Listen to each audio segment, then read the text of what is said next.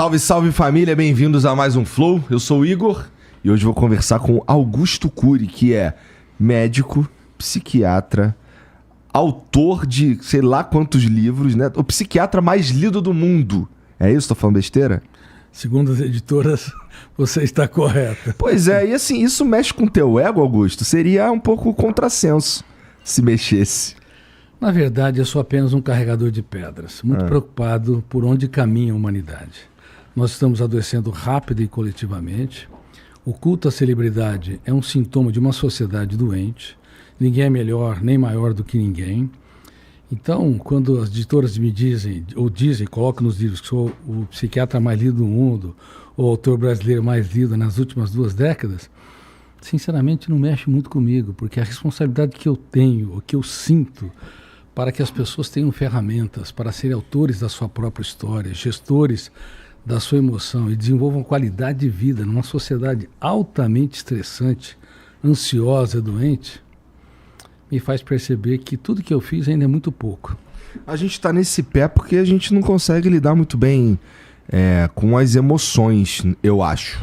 Porque assim, vamos lá, olhando para as redes sociais, que é algo que não existia na época que você começou a escrever seus livros, né? Não nessa pujança que tem hoje. Cara, é impressionante como as pessoas ali, fica claro que elas não conseguem lidar direito com o que elas... Tem umas que eu acho que são desonestas intelectualmente mesmo, e tem outras que eu acho que elas não sabem lidar direito com aquele monte de informação e como aquilo vai mexendo com a cabeça deles. E aí a gente chega num momento de polarizações, a gente chega num momento de falta de empatia absurda. E, cara, na tua cabeça, assim, como é que você acha desse... A gente vai conseguir sair vivo dessa era de redes sociais? Eu tô falando assim, vivo tudo não, mas saudável mentalmente? Porque eu não conheço ninguém que trabalha com a internet e é bom da cabeça, de verdade. Eu não conheço ninguém. Quem é melhorzinho da cabeça hoje se tratou, tá? Então, assim, é um dado real. Se qualquer criador de conteúdo na internet, se você for conversar, ele é dodói. É interessante seu questionamento.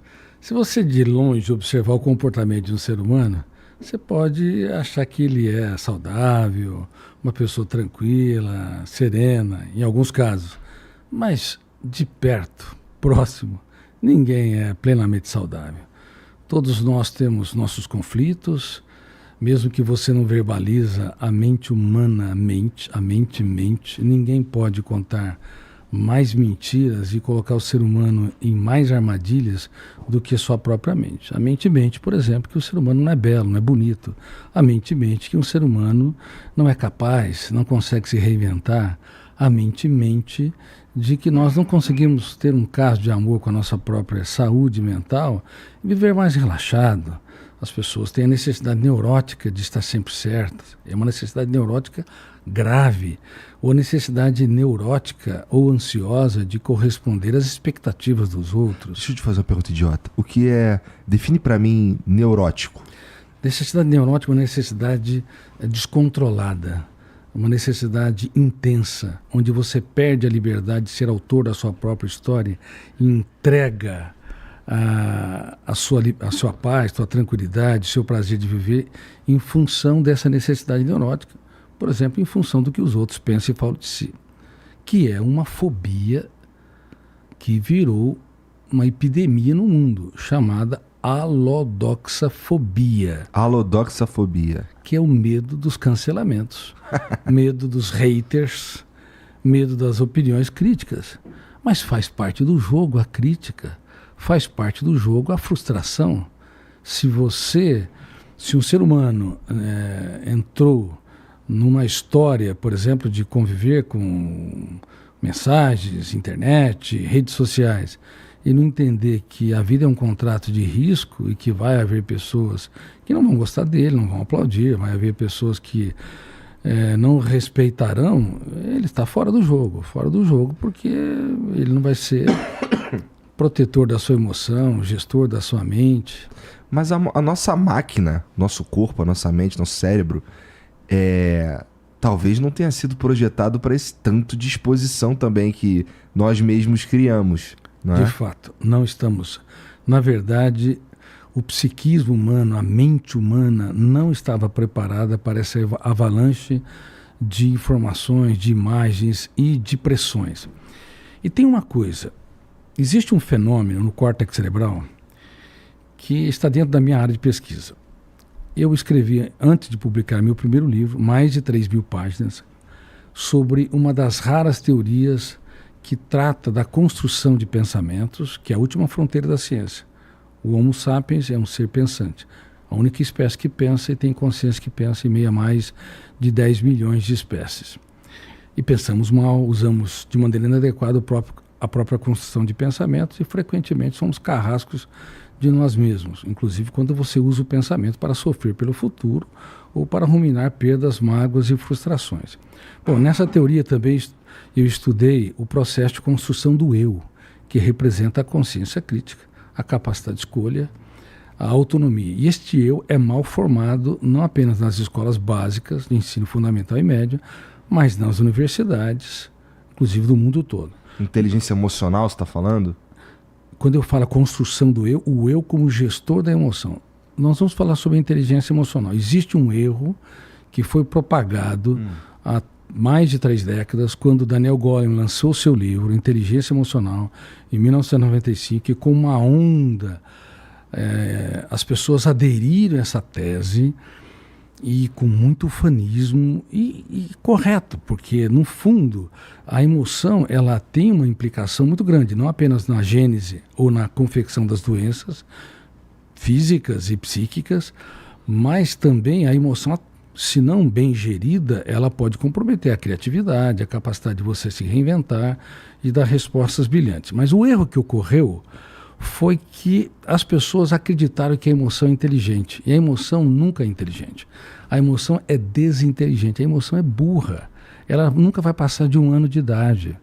Ela não pode ter um cartão de crédito ilimitado. Senão uma barata se torna um dinossauro. Se dá-se um escândalo diante de uma barata. Um problema no futuro que você deveria usar estratégias para resolvê-lo, a emoção entra e paga caro o problema e nós sofremos dramaticamente por aquilo que não aconteceu. Tem pessoas no mundo todo vivendo uma vida miserável, ainda que morem em palácios, porque querem que a sua emoção seja inteligente, quando na verdade ela é desinteligente, ela é inconsciente, ela não pode ser gerida por si mesma. Por isso uma das obras que eu estou escrevendo é o fim da inteligência emocional e o começo da gestão da emoção. Então quem tem que gerir a emoção? O eu, que representa, reitero, a capacidade de escolha, a consciência crítica, a autonomia. Só que esse eu, ele é muito mal formado, mesmo em universidades como Harvard, Cambridge, Stanford. Meus alunos da USP, do programa de mestrado e doutorado, eles nunca ouviram falar sobre o eu gerindo a emoção, o eu gerindo pensamentos, o eu impugnando o lixo mental e reciclando. Mas é incrível, mas são mestrandos notáveis de biologia, de odontologia, medicina, engenharia. Ora, imagine numa das melhores universidades do Brasil, da América Latina e do mundo. Imagine também que Harvard, Cambridge, Oxford, a Universidade de Pequim, de Tóquio, enfim, não ensina nada sobre os alunos. Então, como é que o veículo da mente vai ser dirigido? Como é que nós vamos desenvolver saúde mental se essa sociedade, como você disse, é urgente, saturada de informações, se o nosso cérebro não estava preparado para essa quantidade de dados? Uma criança de 7 anos de idade tem mais informações que o imperador romano tinha no auge de Roma. Não é sustentável? Isso acelera a mente humana em níveis jamais vistos. Esse passo que a gente deu em direção a essa superexposição, bom, ela nasce com... A ideia inicial é, vamos conectar você com as pessoas que você conhece, as pessoas que passaram pela sua vida e tal, que é a ideia inicial das redes sociais, que é, vamos, né, que esses aqui são seus amigos e tal. Só que acontece que pessoas foram se destacando, se tornando famosas e se tornando os influencers, né? E a gente vive hoje uma realidade que a gente vai conversar com a criança e tal, com um garoto. Ainda tem um moleque que quer ser jogador de futebol, mas tem um monte de moleque que quer ser influencer, ele quer ser famoso. E uma coisa interessante é que, tanto no futebol quanto no mercado de mídias digitais, as pessoas não sabem o que tá aqui esperando por elas. E no caso de quem trabalha com internet, eu acho que é um pouco pior, porque ninguém se aposentou ainda criando conteúdo pra internet. É algo muito novo. Então a gente meio que vai descobrindo quais são os limites, quais são as fronteiras, à medida que a gente vai vivendo, construindo e criando. Exatamente. Então, faz parte, talvez, dessa descoberta toda, esse lance da ansiedade, esse lance do o que vai acontecer amanhã, qual vai ser o meu... Será que eu consigo pagar o aluguel daqui a 3 meses? Isso são questões comuns para um cara que cria conteúdo e não é, sei lá, gigantesco como, sei lá, Felipe Neto, uns caras assim muito grandes, que já conseguiram fazer o seu pé de meia. Então, cara, eu não tô dizendo que esses caras com certeza, inclusive, passaram por vários momentos de ansiedade, depressão e tal. Ó, eu vou te falar que pra mim foi chocante quando eu descobri que eu tava com sei lá, depressão e eu tinha que tomar antidepressivo. Pra mim, isso foi...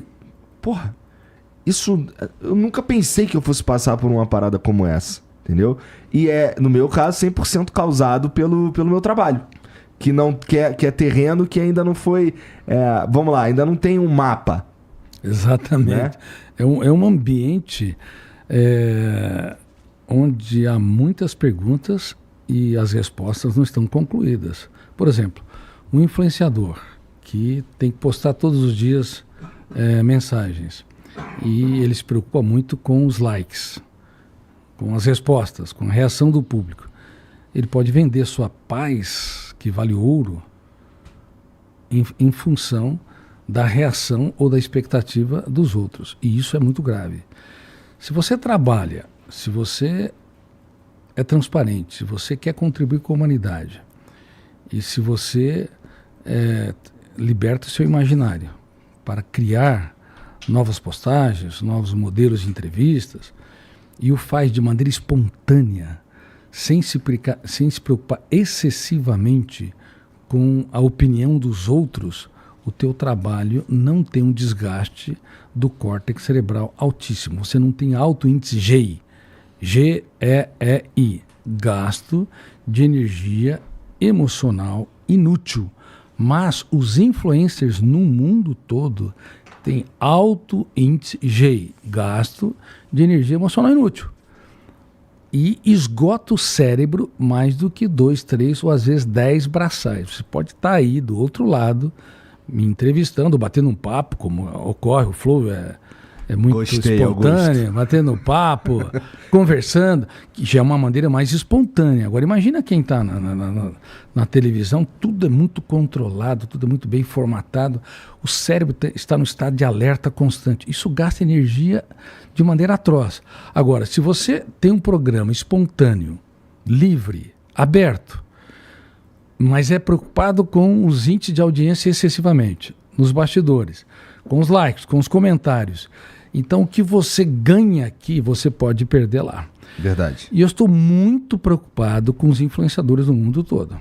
Tanto que, quando eu fui convidado para entrar numa nova rede social, até para opinar, orientar, chamada Got Chosen, que é a primeira rede social que democratiza a monetização, então eu conversei com eles. Bom, o trabalho mental escravo, ele existe no mundo todo.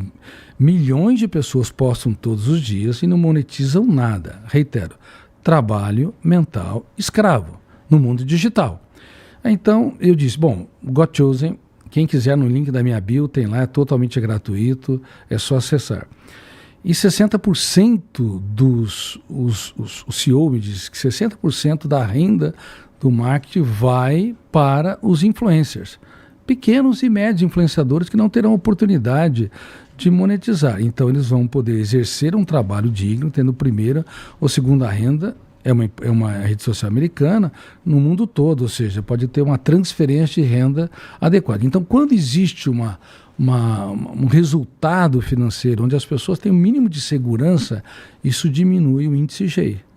Agora, se nós vivermos em função do sucesso, o Igor, é muito grave, porque você como eu disse, rumina perdas, mágoas e frustrações, sofre por antecipação, é preocupado demais com a crítica, você terceiriza a sua felicidade, sua tranquilidade em função das expectativas. Aí o cérebro não suporta.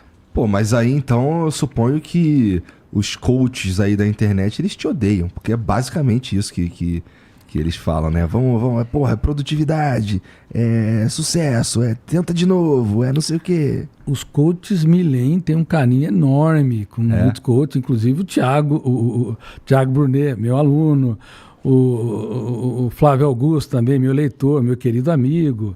Tem muitas pessoas que me leem. Só que não pode ser produtividade a qualquer custo. Você tem que ter produtividade emocional. Tem de aprender a contemplar o belo. Você tem que libertar sua criatividade, aprender a ser ousado. Você tem que ser proativo, protagonista, mas você tem que cuidar da sua saúde mental. Caso contrário, o teu sucesso é o teu fracasso. Você ganha perdendo. E de vez em quando um grande influenciador me liga. Perdi o prazer de viver, perdi o encanto pela vida, e perde mesmo. Então você vive em função do que os outros pensam fora de si. E a vida é rapidíssima para se viver como gotas de orvalho, que por instantes aparece e logo se dissipa aos primeiros raios solares do tempo. Mas é longuíssima para se errar, é um paradoxo. É rápida, brevíssima para se viver. Entre a meninice e a velhice são alguns instantes. E, aliás, o tempo emocional está passando mais rápido que o tempo físico. Isso é muito sério. O ano voa. Tá. Devido à síndrome do pensamento acelerado. A percepção do tempo, o dia passa, a semana passa tão rápido. Então as pessoas vivem mais tempo biologicamente. A idade média saiu de 50 anos para quase 80 anos no Brasil, em 70, 80 anos, em relação à metade do século passado. Mas no mundo todo as pessoas estão morrendo mais cedo emocionalmente.